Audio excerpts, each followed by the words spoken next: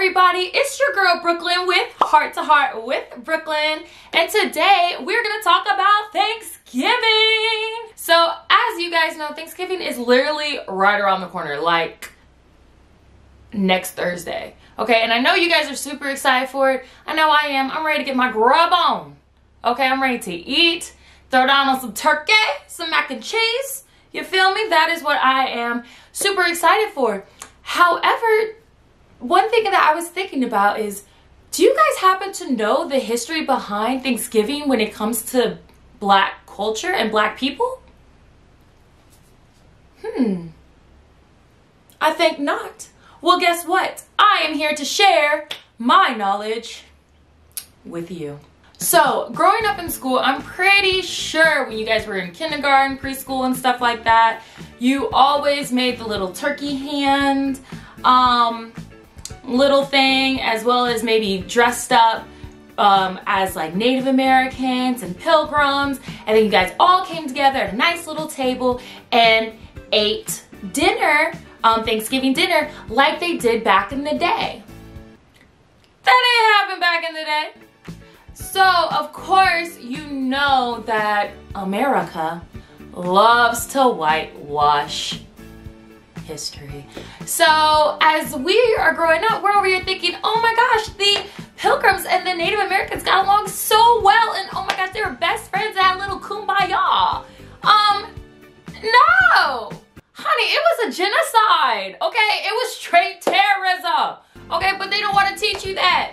So it's like, why are we celebrating this day of terrorism, of the colonizers? Like, come on. It just it doesn't make sense, right? So because of that, a lot of Black people actually, surprisingly, well, not really to my surprise, don't celebrate Thanksgiving. Instead, they use the time as a time to get together, a family time, to have a nice dinner. Now, granted, you may think, well, isn't that just Thanksgiving? But no, instead of thinking of the traditions of Thanksgiving and the reason why we're here and giving thanks to that, they use that time as a family time to give thanks for each other. So that's usually why Black people, we come together and eat Thanksgiving. It's not usually to celebrate a genocide of an entire ethnic group. And also, Thanksgiving hasn't always been celebrated, or actually has been a holiday. So when Abraham Lincoln was president, you know, honest Abe, he did the Emancipation Proclamation in 1863. So later on that year, in October, that's when he decided to grant the ability to have Thanksgiving as a holiday. Now, when this became a holiday, that is when Black people actually started more so celebrating Thanksgiving. Thanksgiving was actually the time where slaves actually tried to escape because it was the end of crop season. We were trying to head out. We weren't trying to be here no more. We were trying to get, okay? We finished up our duties. It was time to get. But later on, it transformed into a time where free slaves would come together and celebrate freedom with each other, as well as just family gatherings. And it actually really started within the church. So when freed slaves would come together after the crop season, they would always celebrate at church. And that became a big statue when it comes to Thanksgiving, was they always started off at church, and then it would head over to, you know, the food, the gathering, and what we know as Thanksgiving is today. Whenever the freed slaves would get together and have their Thanksgiving meal, the dishes were a little different than what they are today, but still very similar, but a little different. Of course, they had the turkey and the ham because it was the end of like the season, and it's usually around hog timing season as well. And rolls were very rare, but once they had them, it was just like amazing.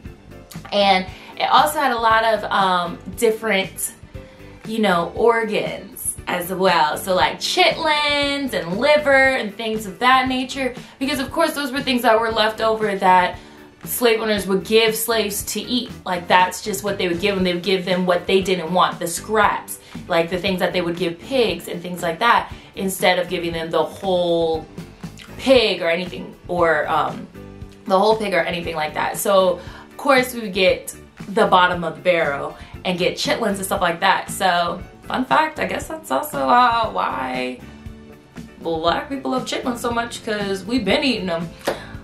Personally, I'm not a chitlin lover. I can't do it. I just can't stomach the smell. Personally, I just can't. Ugh, can't do it. Also, certain items like deviled eggs and mac and cheese, which are a staple today at the dinner table, personally my faves, those were very rare. And that was something that if you got it, it was like, oh, it was really to celebrate freedom, because that was so rare and you couldn't get it anywhere. Deviled eggs, mac and cheese, pasta, rolls, things like that were extremely rare. So if you had those at your dinner table, you were popping. That is all I have for you guys today. I really hope you enjoyed this episode of Heart to Heart with Brooklyn. I really hope all of you guys learned something new about Thanksgiving in the Black community. And I really hope you guys all enjoy your amazing Thanksgiving and eat up some food, okay? And the next day, sign that gym membership. Alright? Alright guys, I will talk to you guys later. Please make sure you watch, subscribe, and tell all of your friends. And yeah, I will talk to you guys next week. Peace out, Girl Scouts. Happy Thanksgiving.